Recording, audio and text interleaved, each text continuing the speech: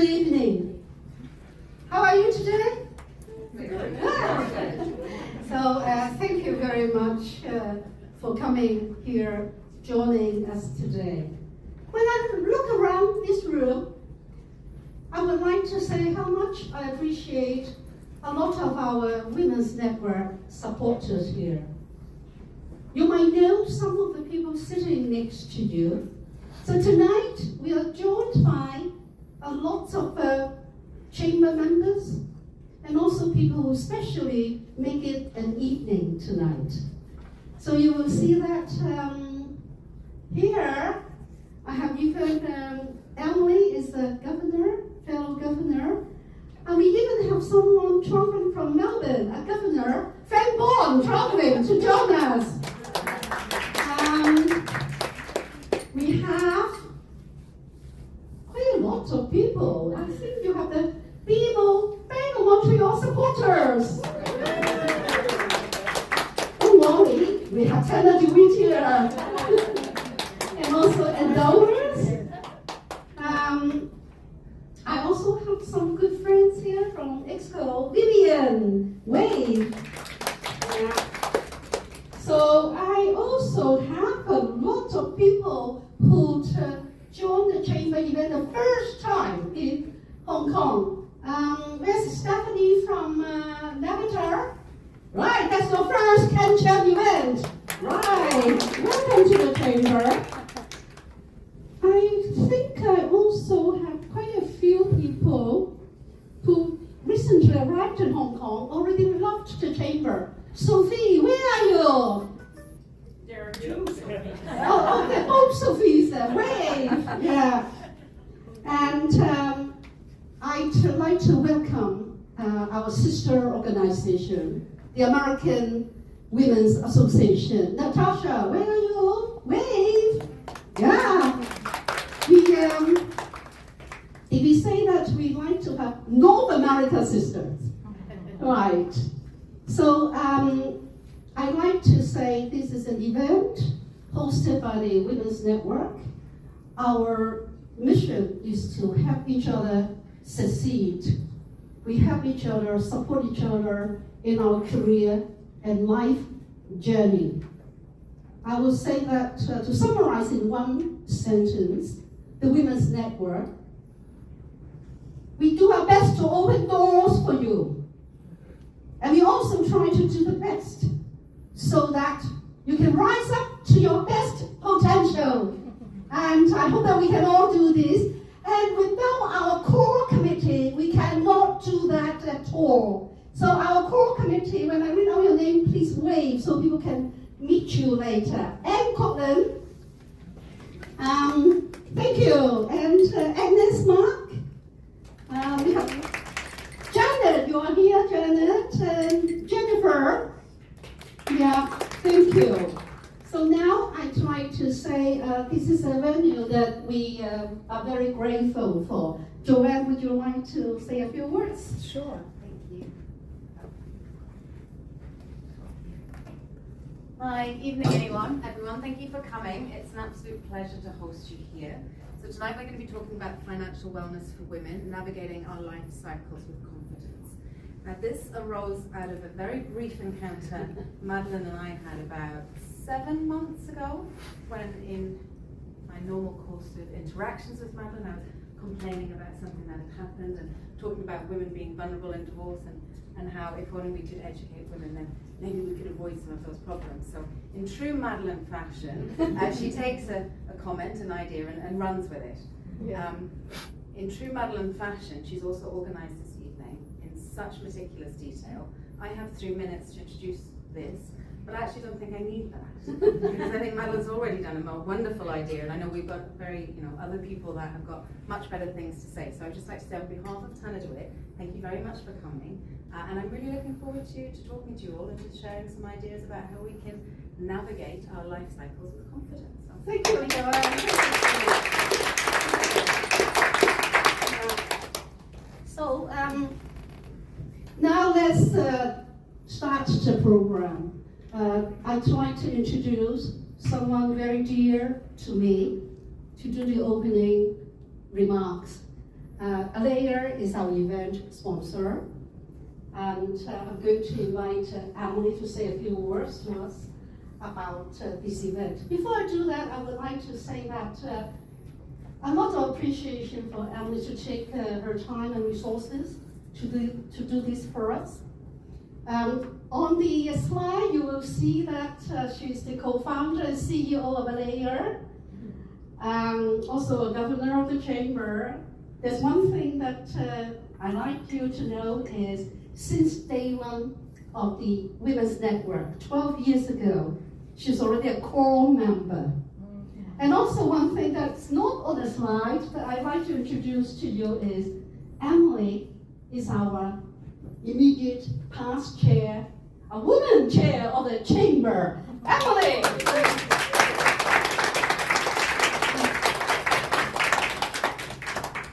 Thank you very much, Madeline. You were mentioning opening doors, and this is exactly what the Women's Committee does at the Chamber, and personally, you've opened so many doors for me at the Chamber, and she's the reason why I became chair a few years ago, so thank you so much, Madeline. So good evening, everyone. Bonsoir à tous. On behalf of Alea, I'm delighted to welcome you to tonight's event. So the words are not on your face. Right here. Delighted to welcome you to tonight's event on financial wellness for women. I would like to thank the Canadian Chamber of Commerce in Hong Kong and the Women's Network, led by, as you know, our Governor Madeleine Behan, for bringing us together for what I believe is a very, very important topic. As the co-founder and CEO of Alea, I spend my days helping individuals and families protect themselves against the financial risks associated with healthcare in a city where private healthcare is the second most expensive after the United States. Through that work, I have been through that work, I have seen how closely our financial health and overall well-being are connected. Financial wellness is about much more than money. It is about having the knowledge, the resources, and confidence to make informed decisions throughout our lives. And for women, that journey often includes challenges. We may experience career breaks to care for family members, navigate major life transitions such as marriage or divorce, and often face the reality of longer life expectancies. These moments can have a significant impact on our financial security and independence. And just as we plan for our careers and families, we should also be planning our financial futures.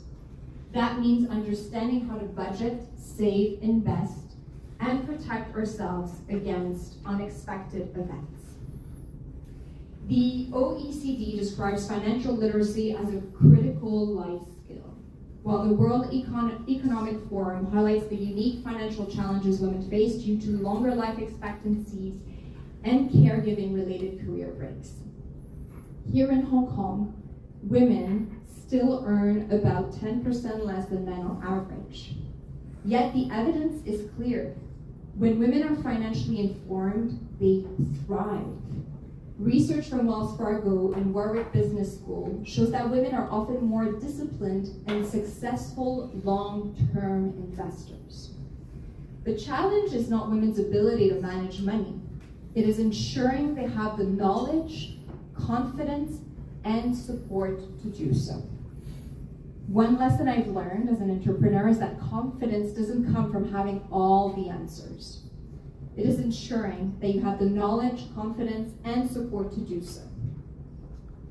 And that is exactly what tonight is about, learning from the experts, Chris Taves, Joanne Brown, and Ting So, whom you will meet shortly on our panel.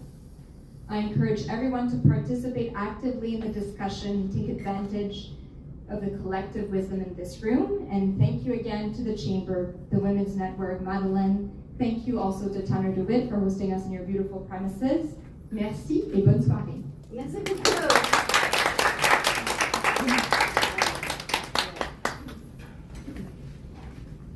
Thank you, Emily, for your kind words and supporting the Chamber, supporting the Women's Network, and also pointing out in Hong Kong or in many other countries, women are still working for equity many different types of gender differences. So tonight, we are starting part one of our discussion, the panel discussion. I would like to start the panel by introducing Chris Tate. It is my greatest honor to have BMO here tonight. They are a very big supporter of the Chamber business community.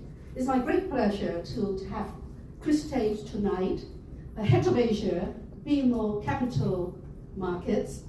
It is not his first time to support the Women's Network. This is the third time BMO joined the Women's Network and be our title sponsor. Thank you very much. Part one will be Chris with Joanne and Xin-Ting. And Chris will take a few moments to explain the theme of the panel to us. After part one, we'll have part two that will invite you to participate. Chris, please.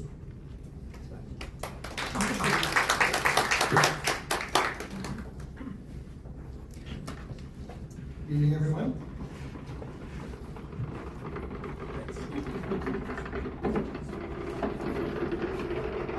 I think we're going to have a good discussion this evening.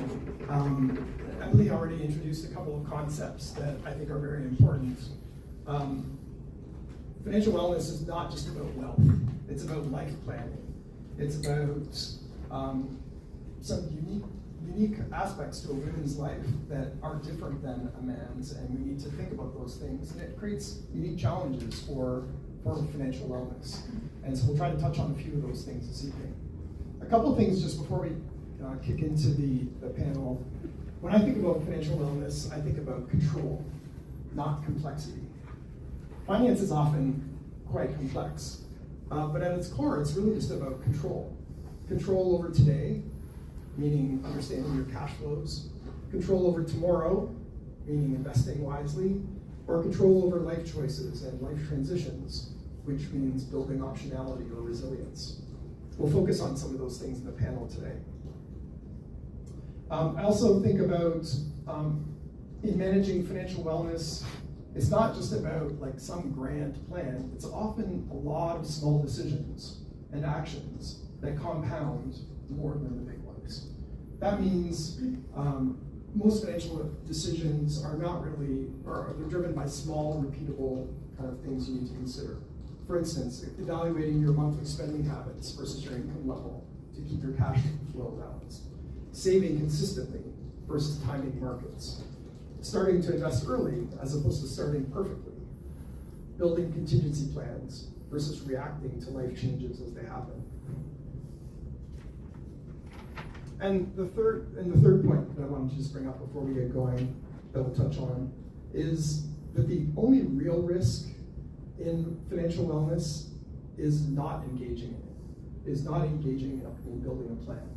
It's not about market volatility or things like that, it's about engagement. So personally, I personally have suffered in not engaging at certain points. And I've also seen women around me also not engaging in it. Delaying investing, delegating without understanding, or avoiding decisions altogether. What I have to do for myself is just remind myself that you don't need to be an expert in everything, but you do need to be engaged. And we'll talk more about that in the panel as well.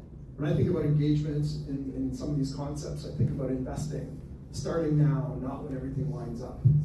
Budgeting means having visibility, which creates control. Or transitions, preparation beats reaction. It's things like that in being engaged. So we'll dig into those topics in more depth. To start, I'd like to call on Xin-Ting and Joanne to come up. Ladies, maybe you can introduce yourself, and maybe the roles that you play in your respective organizations and how that introduces you or brings you into the financial wellness environment. Hi, good evening everyone, and thank you so much for having me here today. My name is Xin-Ting, and I'm the Chief Client Officer and one of the founding members of Endowus. So Endowus is an independent wealth management platform. We started in Singapore in 2017, and we launched in Hong Kong about 2 years ago. And our mission as a company is really to help everyone invest better so they can live better. And in the spirit of tonight's Women's Network event, I have a little story that I wanted to tell. Very early on in my career, I was very lucky to have a female mentor who reminded me that we work so hard in our jobs every day. It's important that we don't forget about our own money, right? Because at the end of the day, the ability to make life choices is going to depend on how we manage our own money on top of the work that we do. That I'll pass it to Joanne. Can everyone hear me with this? Yeah? Wonderful. So my name is Joanne. I'm a family lawyer, I'm a divorce lawyer. This is my firm, Tanner DeWitt. I'm the head of the family practice here. And I work exclusively with families and individuals who are going through life transitions, moving through their life cycles. So whether that's divorce, whether that's separation, whether that's having children, whether that's prenups, postnups, all sorts of different things. So that's work that I do almost every day. And I see the impact that making decisions or not making decisions has largely on women on a day-to-day basis. So I'm very much looking forward to having a conversation to discuss education, knowledge, and some practical ideas about what we can all do to protect ourselves from family transitions. Very good, thanks ladies. Sydney, maybe I'll start with you. Most of us here in the room know that we should be investing and growing our money, but getting started is often a challenge. Could you please share how you advise women, and men frankly too, on how to start their investing journey? Like, how do you help a person shift from merely saving to investing? I think investing can often feel very intimidating, right? Getting started feels like a challenge for most people.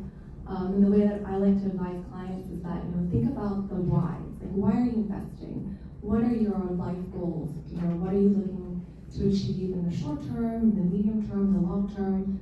Whether that is saving for buying your first house, your kids' education, or retirement planning. Because, once you have your goals set up, then you can start thinking about, okay, what is the time horizon of my investment? What is the appropriate amount of risk I should be taking, and how much should I invest? And having that framework really helps kind of drill down on the appropriate asset allocation and types of investments that you should be in.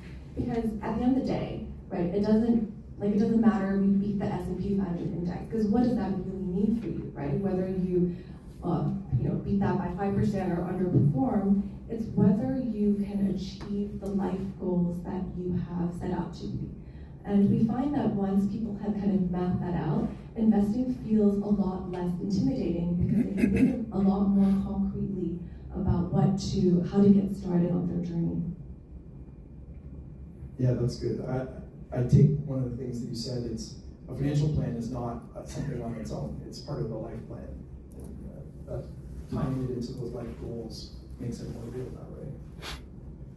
Joanne, you mentioned as we were doing some of our prep session, the importance of financial wellness, of planning through different cycles, how important it is in financial planning or financial wellness to plan through different cycles, anticipating different paths that a woman's life may take. Early in a relationship, maybe even before marriage, how would you recommend a woman plan for the future? Or perhaps, what are some of the conversations that people don't have that create issues? So actually, we're all singing exactly the same tune because we're talking about life planning, and that's essentially what this all is.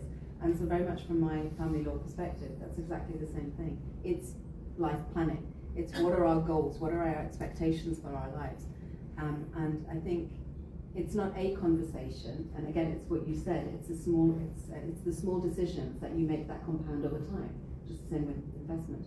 And I think it's not one conversation, it's a series of conversations that women, that partners need to be having to understand their respective expectations. What is their life plan? What is their goal? And to have those conversations and to continue to have them so that they can be ideally aligned on them. And then I think the other thing, particularly before marriage, is that if there are very specific assets or classes of assets that you might be bringing into the marriage, so premarital property, whether that's a house, whether that's a pension, whether that's cash in the bank, is to understand it, to identify it, to have a value around it, and to discuss it. What will we do with this? Do I continue to keep this as separate property, or do I not continue to keep this as separate property? And if we make a decision around that, write it down. Write it down. Even an email is better than nothing. Consider a prenuptial agreement. If you're cohabitating, consider a cohabitation agreement. Write it down. They're not necessarily binding, but they're really helpful in future conflicts and future cases of dispute. So, so I think those continuing to have those sensitive, difficult conversations, keep having them and trying to reach alignment as much as you can. I saw this statistic that women would rather talk about their own death than money.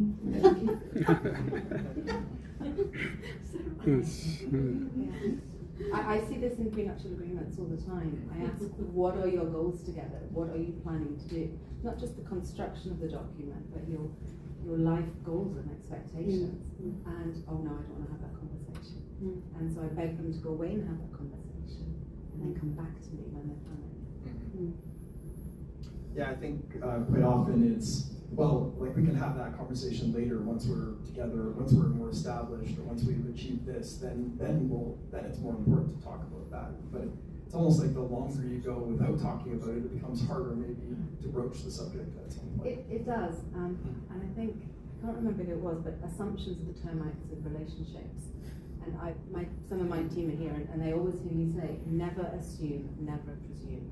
Just don't do it. Yeah. Have the conversations. If you can reach agreement, if you can't, great. If you can't, then maybe that's another conversation that you need to have with your partner. As a woman moves into marriage then, in order to maintain kind of a financial independence, how can you see that being achieved, Joanne, without undermining trust? So I think there's a few key words here. And again, it's mirroring a lot of what you said in your opening. It's about education, it's about awareness, it's about clarity. It's also about what I term resilience and capability. So first of all, it's continuing to have those conversations during a relationship whereby you understand what your assets are. You're building a financial life together. You should be having these financial planning conversations, and part and parcel of that is what are our assets, what is our income, what is our expenditure, what is our debt levels, what are our liabilities. I have women that come to me and their partners incurred hundreds and hundreds of thousands of dollars on a credit card, and they've got no idea where that came from. So continuing to have those conversations is very important. And then I think the other thing to consider is actually maintaining your own resilience, in the sense of, if you are a woman, if you have taken a step back in your career, if you're raising a family, if you do not have any income, or you don't have an income at the level at which you had when you entered into the marriage, quite often we then move into different roles. So mum is looking after the children, she's concentrating on that, she's managing the household, and the husband might be generating the income, he might be creating the portfolio, he might be managing the assets. He's got all of the visibility around what the financial landscape is, and quite frequently, mum, the wife, does not. And that creates, number one, an incredibly huge knowledge gap, and two, it creates a huge vulnerability. So think in terms of what I speak to women about is maintaining their own resilience. So if they were in work before, keep your professional networks going, continue to do your CPDs, keep your qualifications going, so that if you need to have additional financial earning capacity, and sometimes these things happen really quickly, then you can return to work where you can increase your earning capacity as quickly as you possibly can. The other thing is then maintaining your own financial independence, which is keep your own credit card, keep your own bank account, maintain your own pension, continue to put money into your own pension. And then the other thing actually is insurance. So we see huge problems with medical insurance, whereby quite often, if a woman has taken a step back, she'll be added onto her husband's corporate medical policy. 5, 10, 15, 20 years go by, what do we do with that situation when once the marriage is finished, the decree absolute has been given? What do we do? And if we're talking about a younger woman who doesn't have any medical issues, it's a much simpler problem to solve. But if we're talking about someone who might be midlife or later in life, who might have very significant medical issues, what do we do with this? Sometimes it's prohibitively expensive to get insurance. Sometimes they can't get insurance. So we have to try and find ways of self-insuring. It's a really complex problem, and education, understanding your rights and responsibilities, maintaining awareness around the financial landscape, control around the financial landscape. So there's lots of different things women can do, but they need to know where to start first, I think. Sorry, that was a very long message. I could talk about this for a long time. Oh, that's very good. Sinting, you're also helping women invest, and in the context then of a marriage, how do you see are there some sensitive conversations that need to be had that you've encountered? I mean, definitely, right? I think talking about money is still something that can feel quite taboo, whether that is in a marriage or even with your family. I mean, personally, this is something that even my parents are not often very comfortable speaking to, like, me and my siblings with, right? Because it just somehow it feels wrong talking about death and what that means. And we were having a conversation earlier about how a good friend of mine, I mean, her dad got sick very suddenly and fell into a coma, and no one knew what to do, right? All his accounts were essentially frozen at that point, and no one could access it. So it was a very challenging time for them. And in the context of a marriage, right? And everybody has, you know, kind of a different situation with their partner and how they like to manage their finances. But the important part is really to, I guess, talk to them about it, right? How do you want to manage the finances, and to have a lot more clarity on what that actually looks like. So, I mean, at Dallas, we also help our clients open joint accounts so that, both husband and wife have access to their investment account, they have equal rights to the account. I mean, that's just one way of doing financial planning. I think it really depends on your individual kind of circumstances, but having that conversation and clarity on what the family financial picture looks like is a really important first step. Yeah, that makes a lot of sense. Let's talk a little bit about risk. Investing can feel risky. After all, it's a woman's hard-earned money that's on the line. And sometimes losing a dollar can feel worse than the joy of winning a dollar or making a dollar. So how do you think about investing? How do you advise clients thinking about, how do you think about risk, I should say, as a woman invests? I mean, investing, unfortunately, is about taking risk, right? If you want to do anything better than your fixed deposit rates, you're going to have to take some kind of risk and be compensated accordingly for it. I mean, if you think about it, when you invest in the global equity stock markets, for example, what are you really investing in, right? You're investing in the earnings growth of the world's largest companies. So if you think that the world is going to continue to innovate and grow in the next, 5, 10, 50 years, you should be getting exposure to that growth. And it also goes back to the idea of planning for your life goals. If your goal is, retirement, which is like 10, 20, 30, or however many years away, it shouldn't matter how the market does in the next 6 months, the next 5 years, right? Because you're planning for a goal that is much further away. And the thing is, staying in cash can feel safe, but it really isn't, right? Because the value of your cash gets eroded away by inflation every year. And for those of you who looked at how much flight tickets cost this summer, you will see that it is pretty, it is alarming, right? So say inflation is at 2% per year, the value of your money is going down by that amount every year. So the $100 in your bank account that you're not doing with anything with now is going to only be worth $98 next year. And the only way to beat that inflation is to invest, is to take it for that risk to grow your money. Sticking with that risk theme, there's also a narrative in finance that women are risk averse. But quite often the data shows that really women are more risk aware and maybe meticulous in how they think about the risks. So for both of you, how do you think about how that distinction plays out with your clients? How can women leverage an awareness? You used the word awareness as well, Joanne. How do we leverage risk awareness as a planning or investing superpower, as opposed to thinking about it as a limitation? Either one for that. I'll get started. I strongly believe that women are not more risk averse. As you mentioned, they're risk aware, right? There is unfortunately still an investing gap between genders. Like, men do invest more money than women, but it's not because women are more risk averse. I think there is a knowledge gap and sometimes a wealth gap as well that has led to this. Emily actually, talked about this in her opening speech as well, that women actually make better investors, and this has been statistically proven, right? And it's because of behavioral tendencies that women have. We tend to stay invested for longer, we tend to trade less churn, paying less fees. And we've seen this play out on in the Endow's platform as well, where sometimes women do take longer to kind of get started on their journey.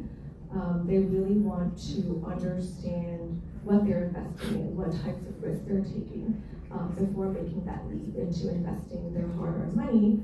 But once they have set their investing goals in place, women do actually tend to stay invested for longer and follow their investment plan and not be swayed as much by market volatility, because there's going to be noise in the market every day, whether that is the AI bubble, geopolitical tensions. There's never going to be the perfect time to deploy your money. And so that's something we always talk about. It's really about time in the markets and not trying to time the market.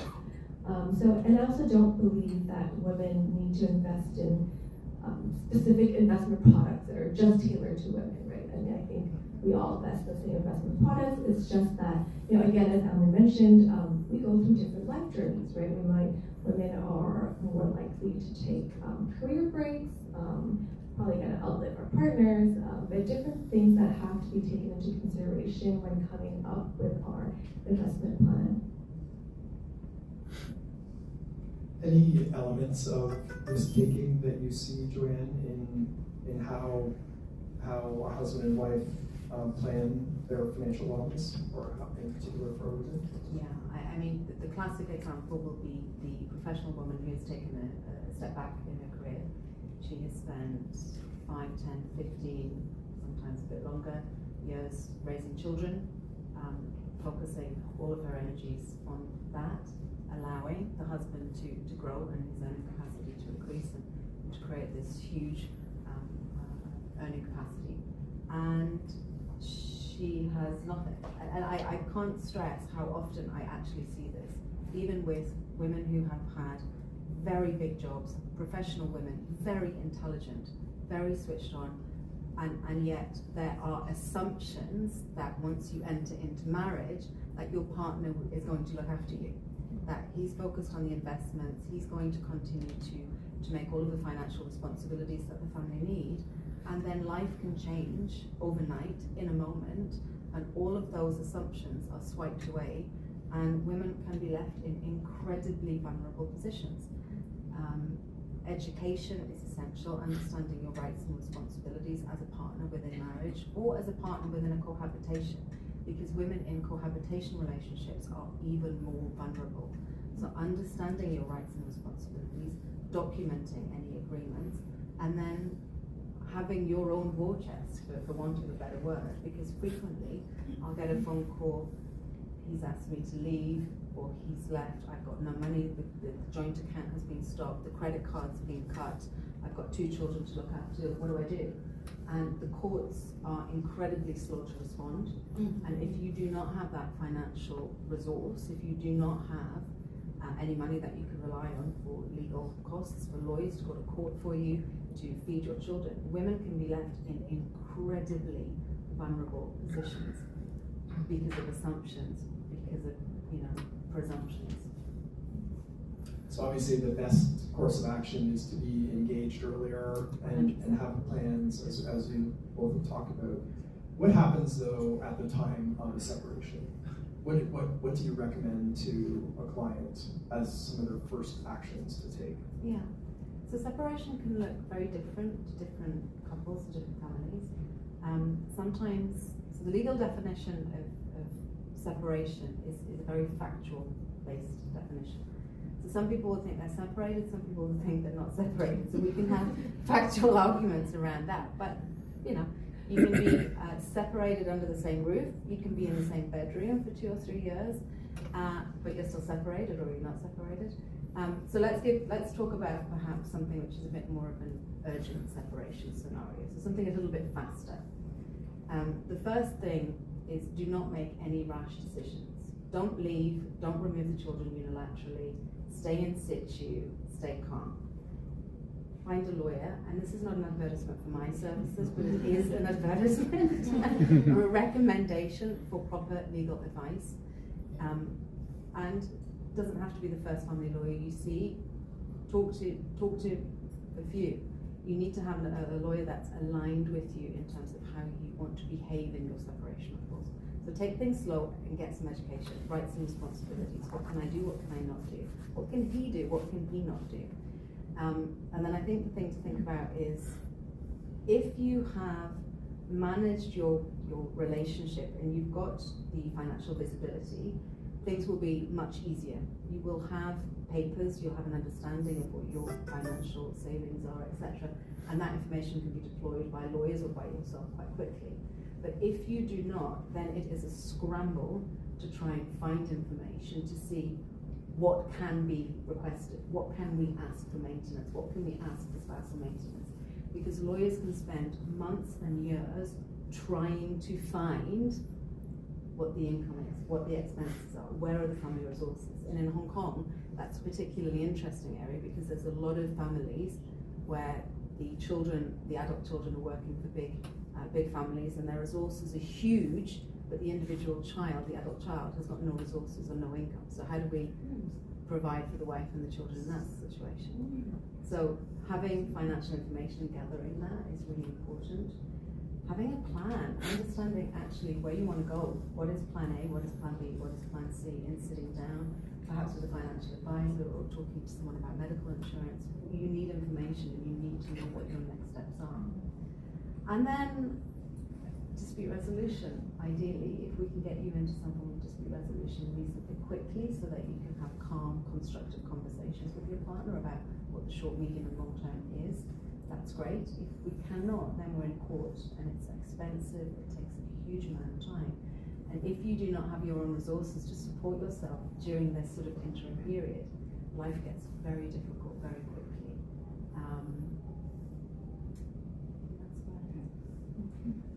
Joanna articulates that there's a number of things that a woman could do at that particular time, and that all is very logical. But at the exact same time that that's happening, it's obviously a very emotional time. It's hard to kind of stay balanced and thoughtful, because there's so many different things going on and running through your mind. So again, it comes back to, obviously you're not planning for a separation or a divorce, but it's having an understanding of your financial wellness and your life plan all along the way, so that if something does happen, then it's just easier to get at those things that you've talked about. Yeah, and to think clearly at that point. And I think, so again, it depends on the individual. I was just having this conversation with Varun, I can't remember. A lot of it will depend upon the resources that the family have. A lot of it will depend upon the individual emotional the emotional reaction that an individual is having. Is this a surprise? Is it a shock? Or had somebody made the decision years ago and they've been planning for it? So each and every separation and divorce is unique in a sense, but they follow very similar patterns. And I will always recommend counselling, because I find if women have some emotional support, A, they're not spending a lot of money talking to me about what their partner's done or not doing today.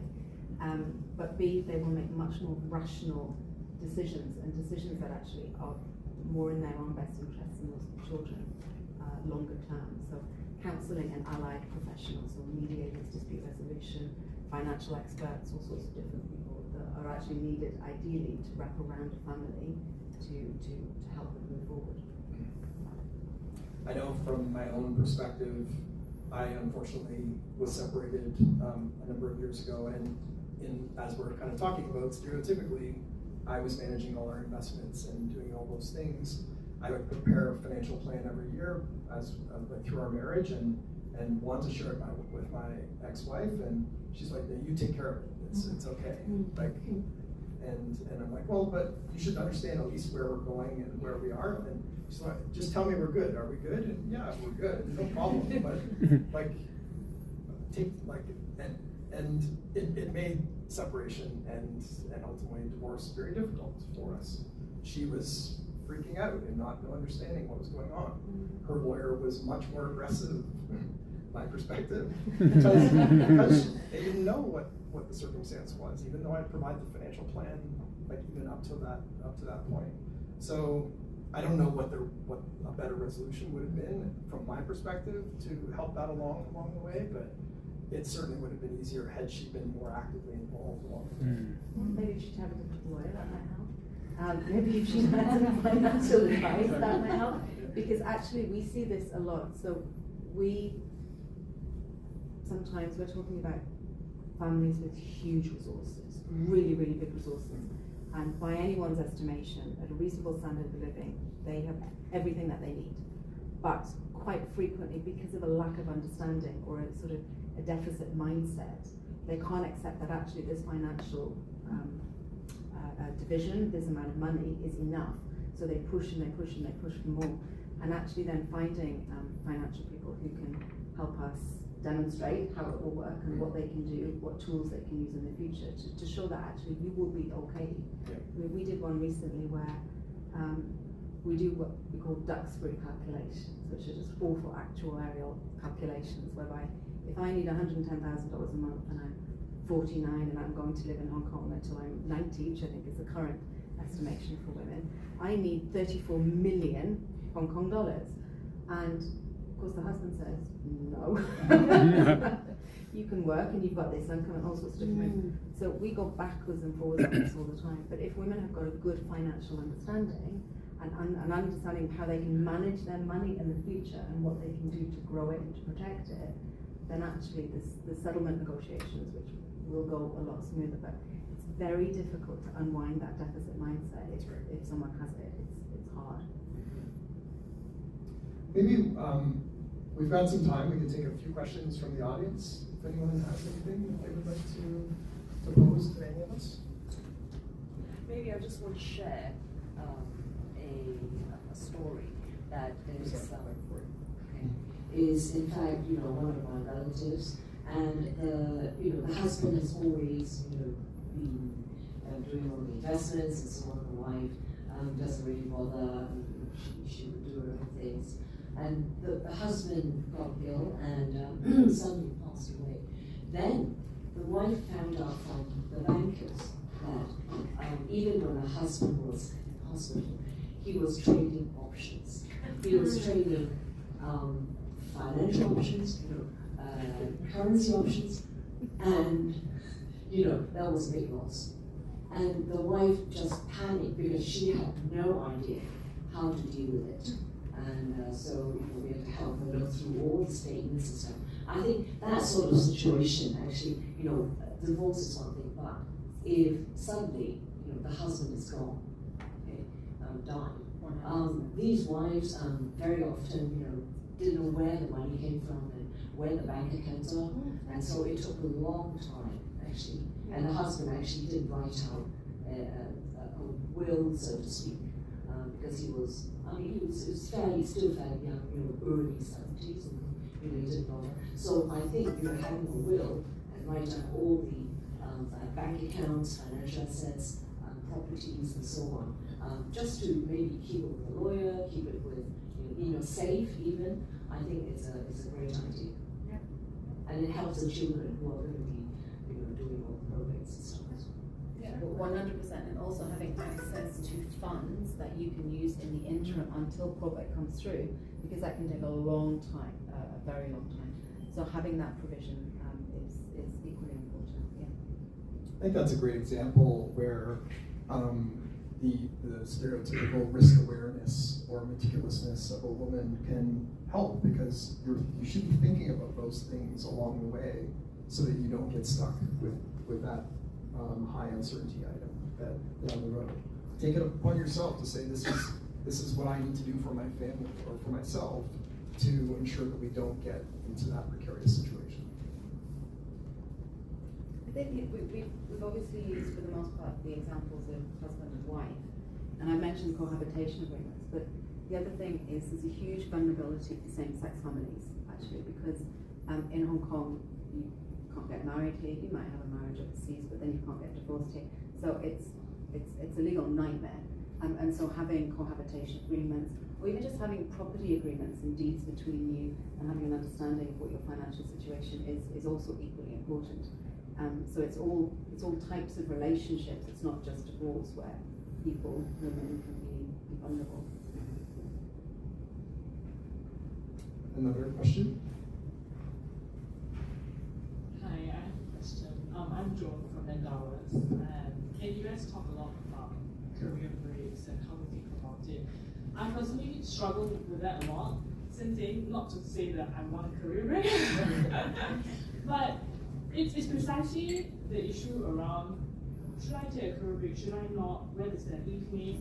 I want my financial independence, but I'm time for my kids, time for myself, how should I think about it? I'm career driven, but I'm family driven too. It's just like, how should we think about whether women should take a career break or not, and how to prepare for those conversations? Joan has 2 kids under 2, so she's pretty much a superwoman over there. I think this is something that definitely, occurred to me at some point in time after I gave birth, and I'm sure to a lot of women as well, right? I love what I do, but there's also, a short period of time where you can kind of enjoy this period with a young child. And I would say we're very lucky here in Hong Kong and Singapore that we have access to help. I don't think I could be doing what I do today, to be very honest, without a support network, right? Whether that's like my parents or the auntie at home. We're very fortunate here in Asia. And the thing is, making that decision is obviously very personal for each family. It's definitely a conversation that you need to have with your partner, right? Whether it makes sense financially to take this career break, kind of how long you are thinking of doing it. And obviously your partner has to be on board with this decision, and you really have to do your financial planning to make sure that the numbers work.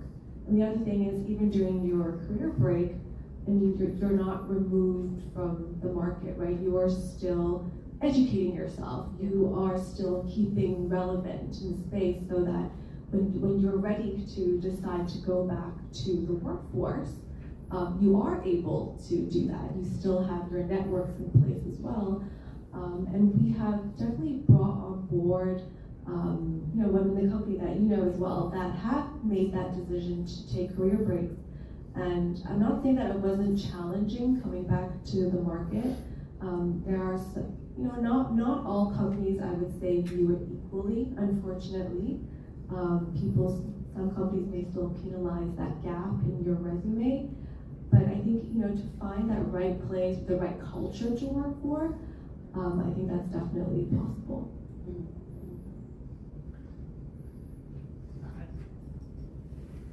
You've shared so many challenges and interesting parts of the whole life cycle puzzle. Through everything that you do, have you come across any organizations or types of advisors or coach or help people that can help you with all of those planning pieces? Like they could say, yes, you need to go sort your wills, you can go here, your insurance there, finances go there. Have you come across any good resources to help people think through all these challenging things? Like you need this much money for your life, this time. That's a good question for you. Yeah, you don't have to go through this journey alone, right? There are definitely advisors out there that can help you along with it because it can feel very intimidating. This is something that Joanna brought up earlier too, right? But you need to find an advisor that is aligned to your interests. Whether, asking them questions like, how are you being paid? How are you being compensated? Just to ensure that, your philosophy, whether it's investing or in other areas, is aligned. I'm not sure that there's one advisor that could advise you on kind of all elements of this. So you may have to speak to more than one party. But a good investment advisor, for example, which is what I'm more familiar with, should be, we think it's important to be independent and fee only. You're only being paid by the client. You're not being paid based on commissions, like how much your client trades or turns the account. And so that we think those are, some of the things that you can look out for when you're looking for an advisor. Yeah. So I think, in answer to your question, no. I don't know of one particular organization that can do all of these different things because actually the specializations are very different. So a financial advisor, a legal advisor, they're all very different.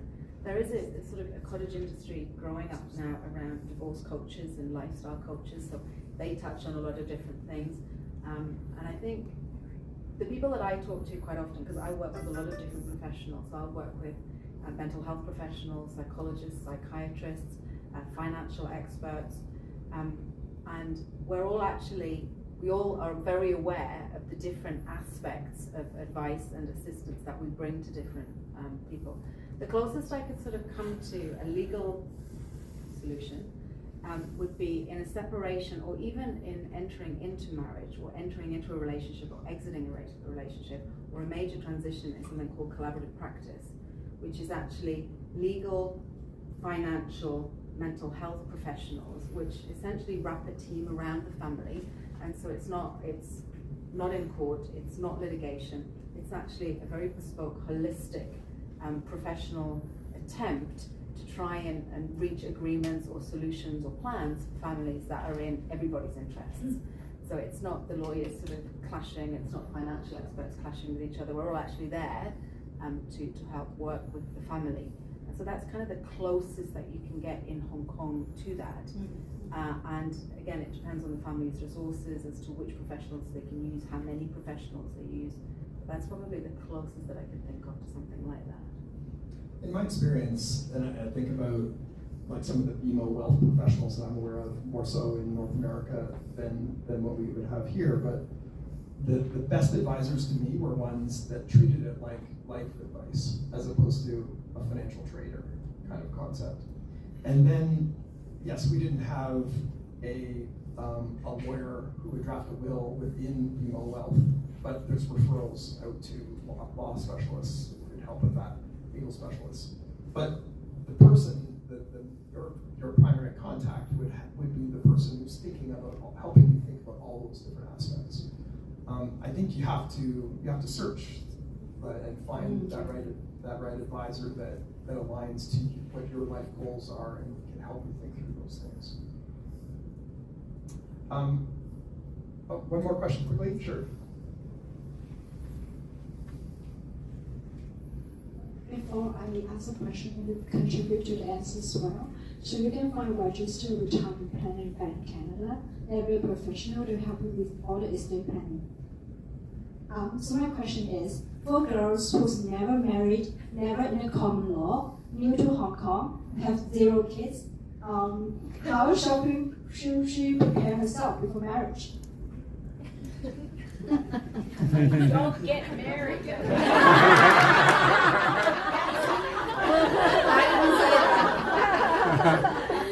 That is one option. That is one option.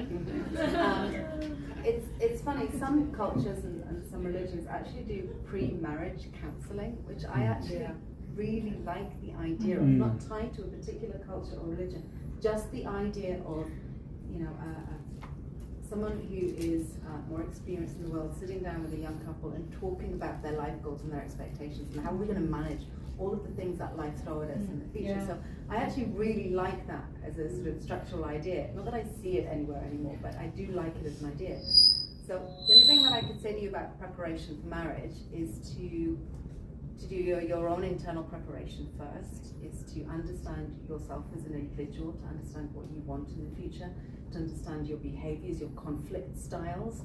And then when you find that person that you think might be the one, is to have these conversations, which are tricky and difficult and awkward. And if the answers are aligned with how you feel about yourself, then that's probably a good style, a good choice. The other thing, as I tend to speak to my team about, is conflict styles. Conflict cannot be avoided anywhere in life. And as a mediator, a parental coordinator, as a lawyer, I see it everywhere.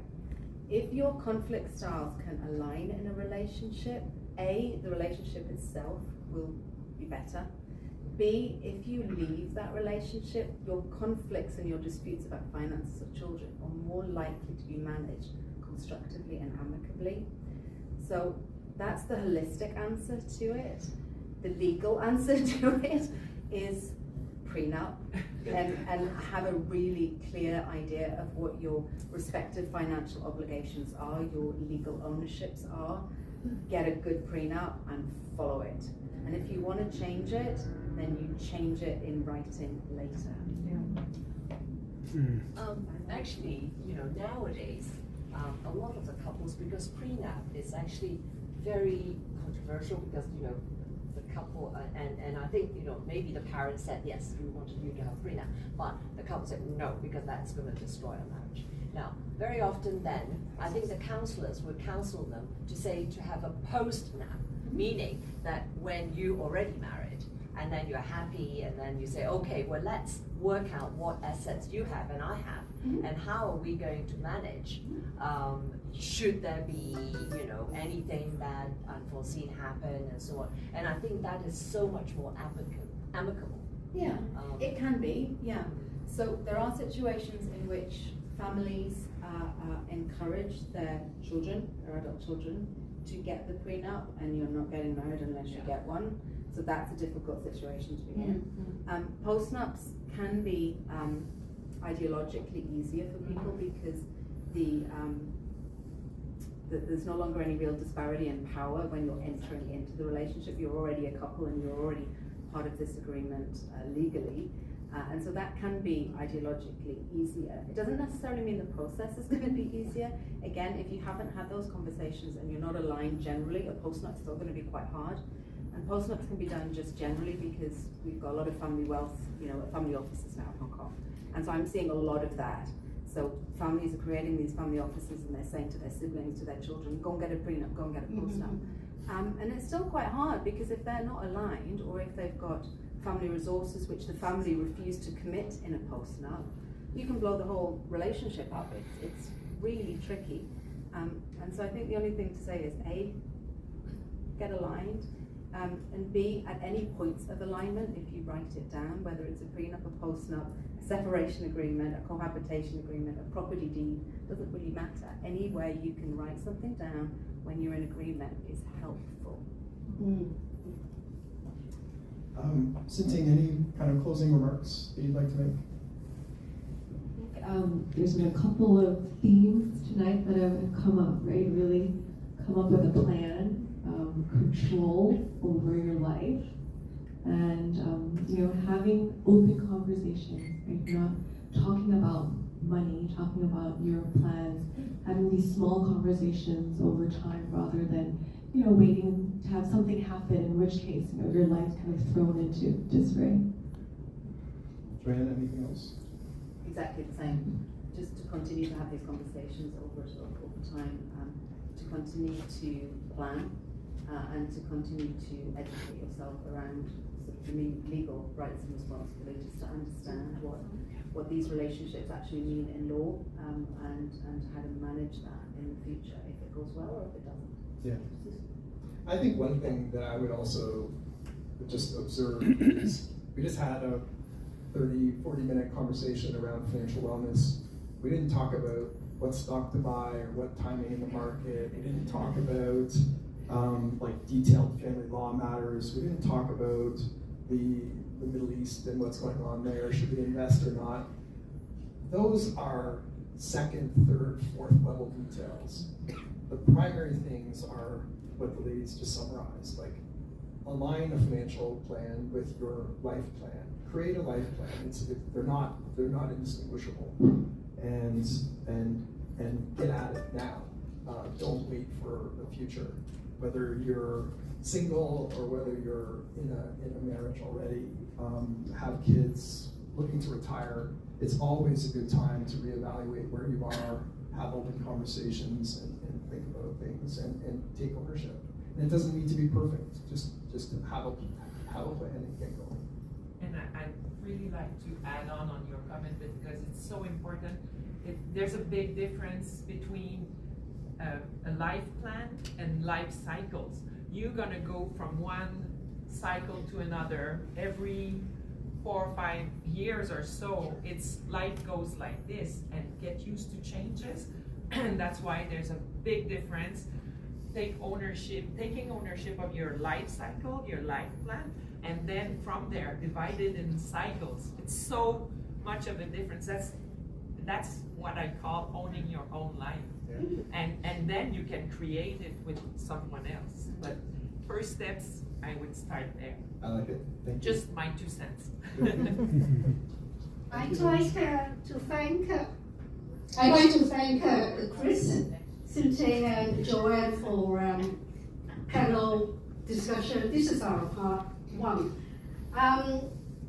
Before we go to part 2, I'd like to say that this is very insightful, and I would say that this talk is going to be legendary because in public we seldom talk about this, and we have this conversation, very personal, and also about our lives, not just about business. So I hear a lot of good words today that we are going to carry on with our next part 2, individual group discussions. I heard alignment a lot. Your objectives have to be aligned with your life planning. And I also hear a lot about life cycles. We have to go through different life cycles. So we have different life goals. I work with internal auditors. I sometimes tease them. I say that you're so hardworking, auditing other people's business. Have you audited your own lives? So we'll carry on with part 2. The speakers will join our part 2 group discussions. And we have 4 group discussion leaders to be with you. Later, I will explain the color system. You will see yourself wearing the name with a color black, green, orange, and blue. We'll do these later. The Secretariat told me that part 2 we need to split into 4 groups. So here you have 1 group. It's the best time to take a group photo. So you stay where you are. I'd like to invite, can you give our speakers and moderator a big hand?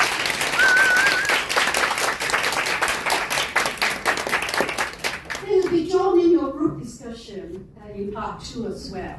So if you have any more questions and comments, they will join you. So we sit back to our seats and see how they do the group photo.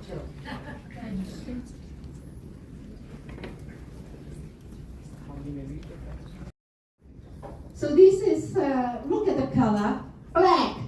Black. Oh, I'm black. Black. Put up your hand, so you will follow Anne. Okay, green. You cannot miss her.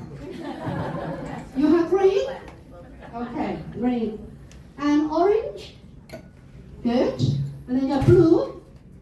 So you know who your group leaders are. The speakers will join you. Emily is orange. Joanne is black. Chris is green. And Canchan is blue. So they will join each group. So now we have a few minutes to let you know how we split them. I will just split the groups together with Harmony. Agnes will tell you the duration and what we will do in the next 2 minutes. Hi everyone. Thank you to the panelists, Chris, Joanne, and Canchan. And what an awesome panel discussion. All very relevant, and it was very insightful and inspiring. And we talked about a lot of concepts, ideas, and kind of built on a knowledge base. And so we're going to take that information and now break up into groups and share where we are from a personal perspective. So taking the information and applying it to our own lives. And you can, it's a time for you to share openly ideas and how we can move forward. And how we're going to frame the time, we are going to have about 20 minutes to share within our groups. And we're going to look at, is financial wellness part of your life goal? Yes or no? This is kind of really like a starting point. And then we're going to move on to what are the major obstacles to make them part of your life goals? Is it time, confidence, knowledge, or something else? And then how would we remove the obstacles to make you successful and achieve your financial wellness? So what kind of long-term planning can we do and help remove those obstacles? And as you already heard from Madeline, we've got color-coded name tags that we're going to move into. And so when you form into your groups, do a quick intro, and then we'll move into the questions. And then after the 20 minutes, we're all going to come back together and share some thoughts and ideas that have come out. And what's one takeaway that you have from today's discussion? Don't go. Because we are changing the setting now. Take a photo here now. Okay?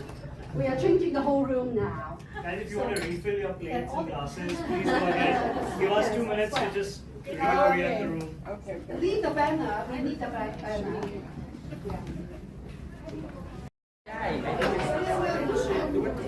Have you seen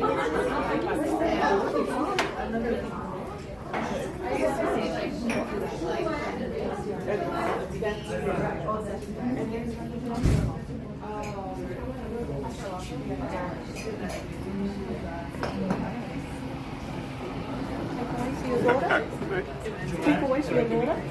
What financial literacy? I think the financial literacy and what they respective for gender starts from when you were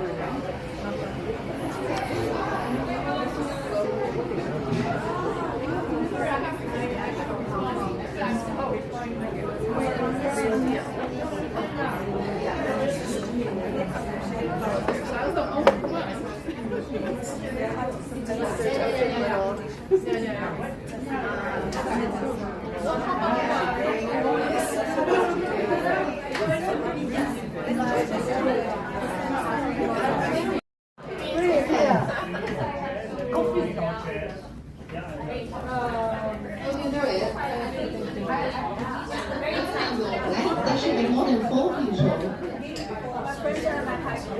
I'll give you my pen.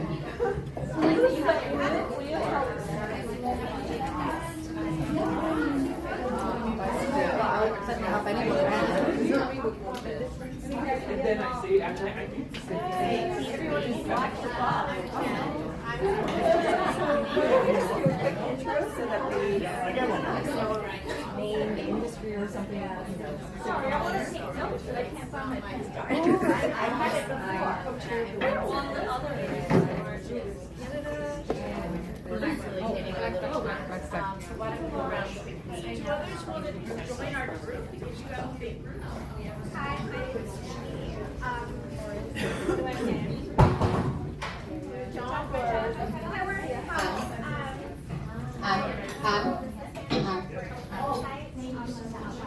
Well, Madeline's assigned says facilitators, but looking around the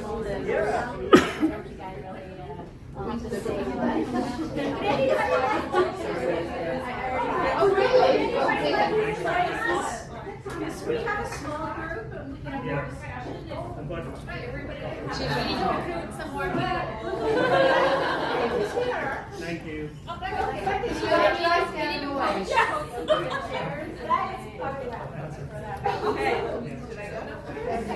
Joining us. Going into retirement, yet still having to pay. But it's not given.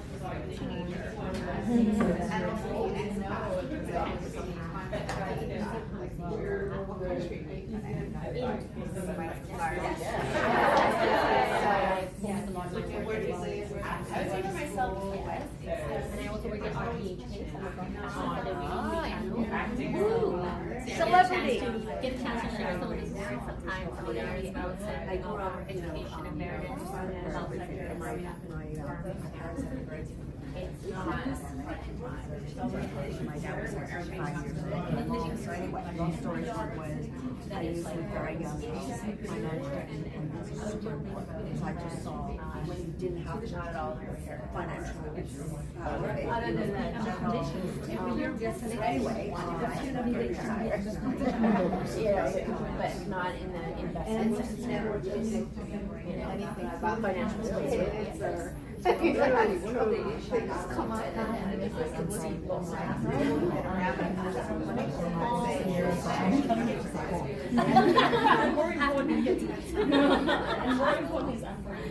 now I recently I'm married, but when I separated, no idea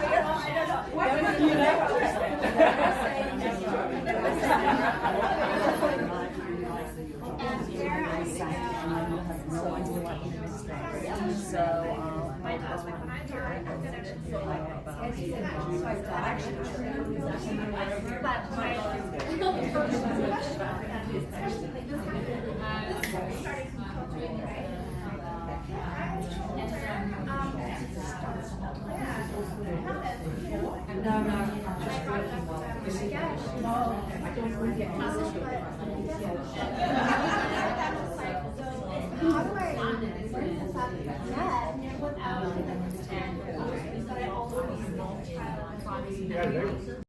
is yes, it's around financial knowledge. We might not have enough knowledge or have a sufficient level to be confident. The other major obstacle is time, right? We have our day jobs and there are other things that we're interested in. So it's time, and then the third thing is trust.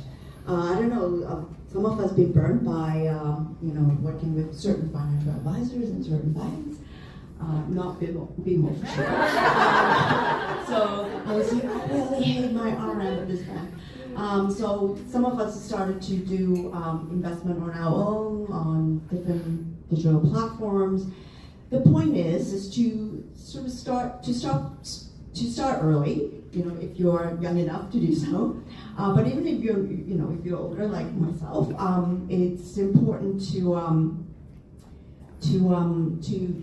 to still do this by looking at like maybe index funds or something like that. Like if you're a bit risk aware, okay, don't have to invest in specific stocks, right? But just start somewhere, and regularly review what you have. We talk about again the point around life cycle. I've been married. divorced and remarried, and I've done a lot of things to review my portfolio, and I have a lot of insurance as well, you know. So it's important to review your situation regularly. Excellent. Right. Plan as early as possible. So this is very important. And the second word I heard is just go and do it. Yeah. Be consistent and be consistent. Yeah. Go and do it consistently. So bravo, blue team. Yeah. We have black team. Yeah. I would like to invite Joanne. Big hand for Joanne. Right, so thank you. So similarly, our group overwhelmingly said yes to financial wellness being one of our life goals. And I think there's similar themes, obviously, which will definitely come up. But I think within our group, we were talking about education and knowledge. So A, obtaining it, but B, trying to find out what is credible in the age of AI and Instagram. And I think what is credible and what is accessible is different among us at different stages and within our life cycles. So I think that's important. And then we talked about learning from mistakes. Sometimes we've done things which haven't really worked out, and that's okay. So we'll learn from our mistakes and we'll change course. We'll do something different next time. And then what else did we talk about? Obstacles. Can you remind me?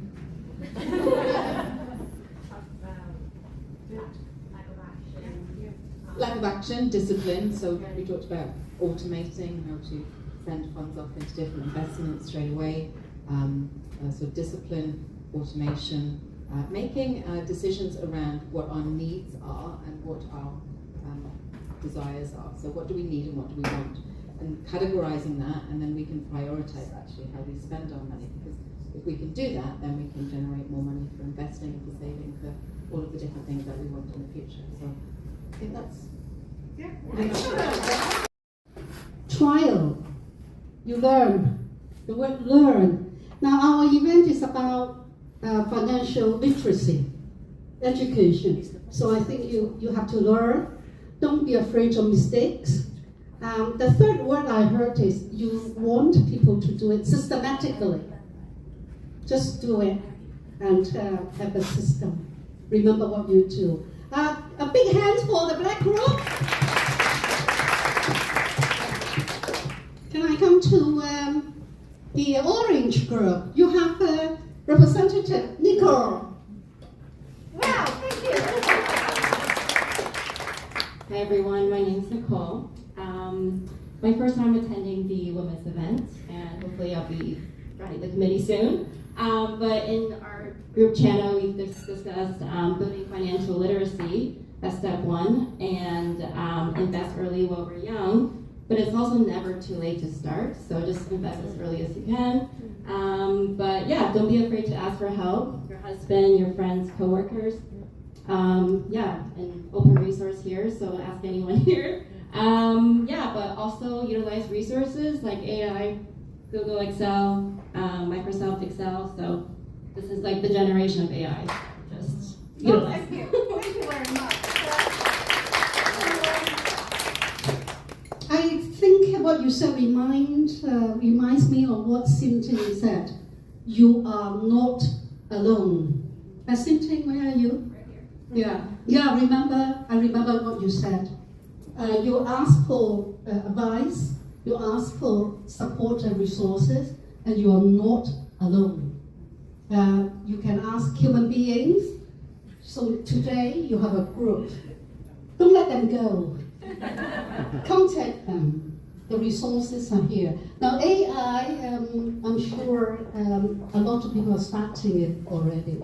So this is, let's say, orange group. Thank you.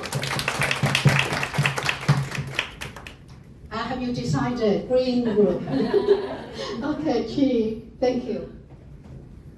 Hi everyone, I'm Chi. I think what we talked about has actually a lot of other groups have talked about as well. We talked about starting early, whether you're 12 or a fresh graduate, and if you don't really know where to get started, that again, there's a room full of resources that you can ask in Hong Kong. is a financial hub, so there's always somebody that's going to be willing to help you. And just try different things to find out what your own kind of comfort level is and what your style is as well. And then so having conversations, but also having difficult conversations was another theme that we had. So with your parents, you can discuss with your friends, but parents was a big theme that we had as well. So just being persistent and having conversations. Wow, excellent. Thank you. So I think time for green group. Yeah. So I think you used another word to remind us of what we said in the panel discussion: alignment. You have to align your objective with what you are doing. So I think with the group, you have the expertise, but at the same time, you also need to work together in a group. So the resources, the support is in the Women's Network. If you have not given us the name, your name, Sophie, if you have not given us your name to join the Women's Network Circle, give Harmony and Varun your name so you can join the Women's Circle. Now, we're not closing. You have just started your friendship and collaboration. What I would like to say is, once the Women's Network started, we said that we have a circle. Now, this is a circle of friends. The mission of the Women's Network is always to support each other in career and personal lives. And what we like to say is, from today, we hear that we really need to learn from each other. And also to remind me of a conversation I had with Sophie when we had lunch on Tuesday. I said, how did you overcome challenges? There are more than one life cycle in our lives, various life cycles. So we have to grow very clever. Each life cycle needs a different skill set. Chris said to me during lunch that men and women, skills are equal, but our confidence is not equal. Women seem to be very detailed and check things out and dare not do things. Is it that symptoms that we are risk aversive? We need to take risk into our formula. Before we close, I need to give you 3 words. 1, in order to overcome challenges and navigate life cycles with confidence, I need you to be bold. I need you to be bold in your softness. You are still gentle and you are still learning, but be bold. I would like you to be fearless. Fearless, don't be afraid of your curiosity. If you don't know, go to your group, go to your friends. So be fearless in your curiosity. Lastly, we should be relentless in our becoming. What would you like to become? I think this group, Black Group, talked a lot about you need to reveal. You want to become something, then you align with your objective and your life planning. So I would give it to you. Relentless in your becoming. Becoming what? Becoming someone confident to know which table you belong to. If you are bold, fearless, and relentless, and you will know that you belong to many tables that you haven't even seen. So you have to understand that there is a seat waiting for you. You haven't found it yet. So today, find your table, create more tables, and each circle here, the reason why we discuss in circle is the Women's Network Circle. We need you to be in a circle. Circle back to your friends and mentors and our group leaders as well. So I'd like to thank you very much, and thank you.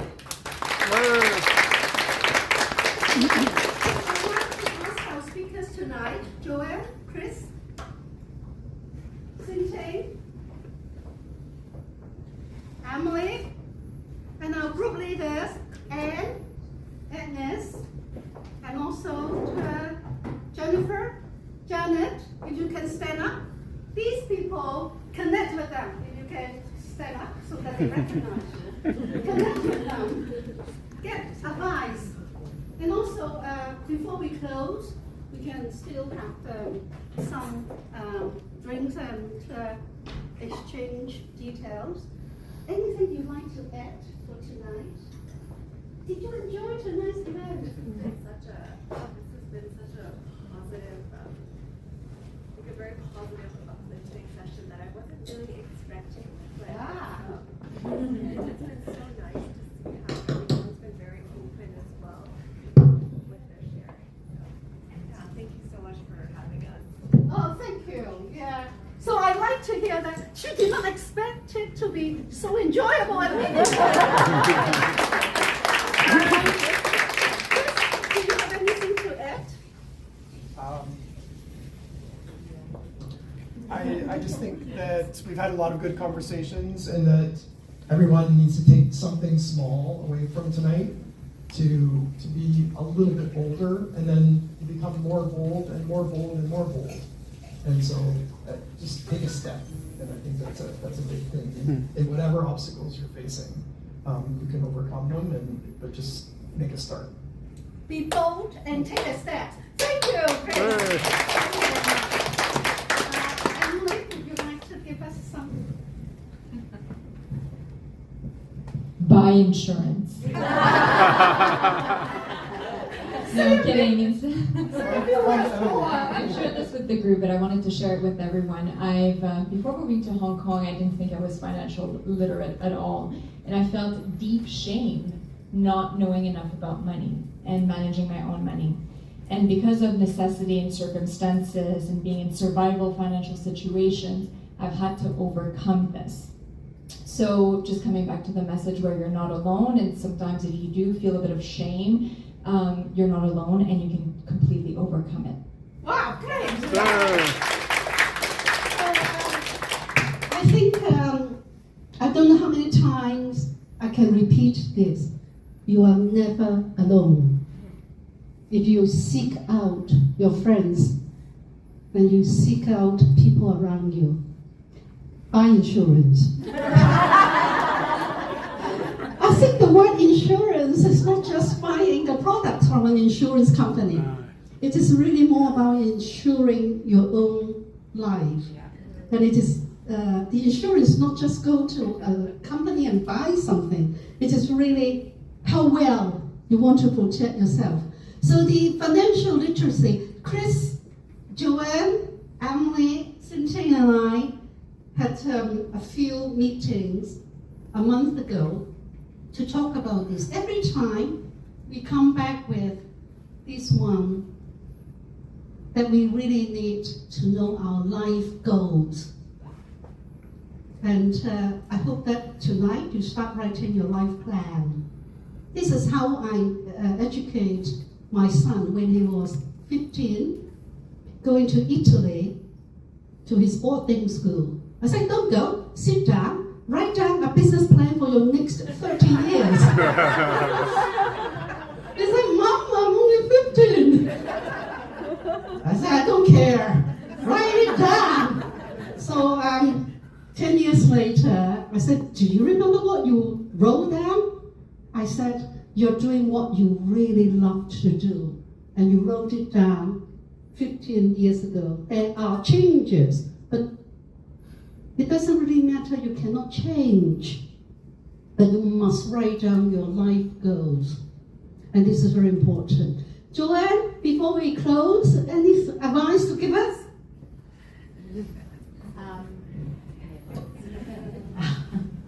Usually people don't say it's enjoyable when they meet me, so thank you for that.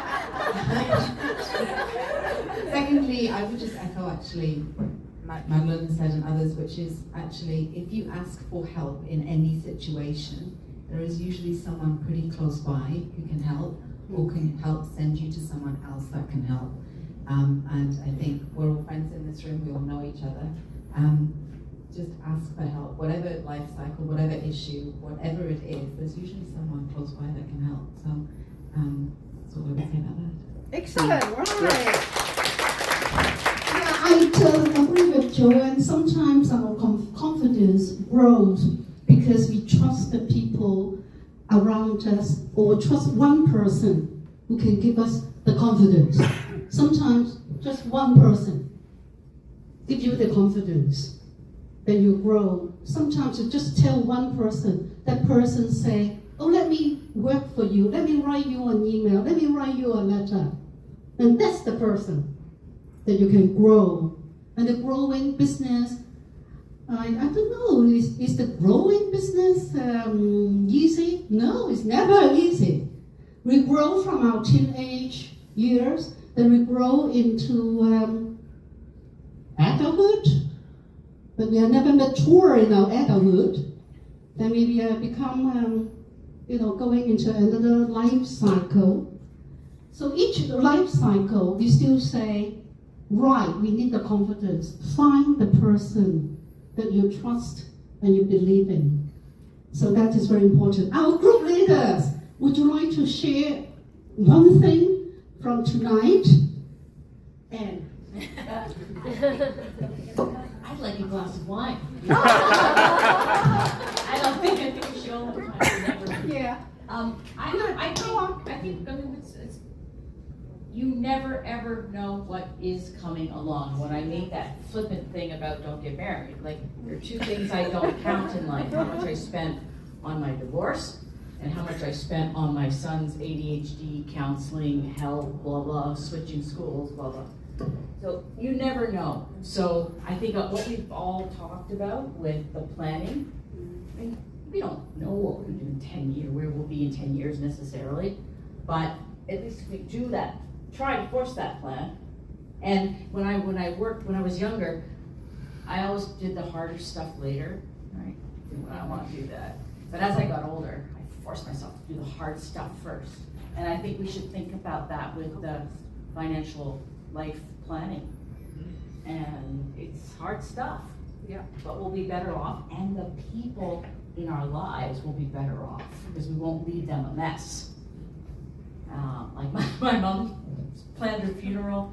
She made us pick which rings my sister and I would get. Like, even though you don't want to have those conversations, it's yeah, it helps. I like that. Who said that life is easy? So easy, happy, difficult, not happy, still the same. We handle it step by step. Thank you, and Jennifer, would you like to share one thing? Thank you, Madeline. I think you've said it many times already, but I think the biggest takeaway in our group was just stay connected, ask all the questions. You never know when you're going to get a book recommendation or a different connection. So that is, again, a big takeaway for me. And then the other piece that I think our group discussed was just start one piece at a time. It can be really overwhelming. We all have different stages of our financial journey, but start one piece at a time. One piece at a time. And we have to start it. Thank you. Thank you very much. Janet? Thanks, Madeline. I don't have anything new or profound to add. I think so much of it has already been said. However, I am now deeply petrified yet ambitious of the things I need to get accomplished before I take a career break in 1 month. This is very timely for me. Okay, I explained the background. Janet is departing, leaving Hong Kong. This is another life cycle. Is that right? Exactly. Yeah, this is another life cycle for her. It will be a new country, French, new language. But don't be afraid. We take it one piece a day, one step a day. Right. This group, right, finally, but Thanks, Madeline. I think that through all the discussions today, we say obstacles, but really they're opportunities. So take this opportunity. You all joined tonight, so you're interested in financial wellness. So take that step to move forward. And as many of you have already said, one small step, towards your life goals and life plan. And I challenge you to do that and stay connected and also ask. I think there's so much knowledge in this room right now that, just feel free to ask one another. Thank you. So, ladies and gentlemen,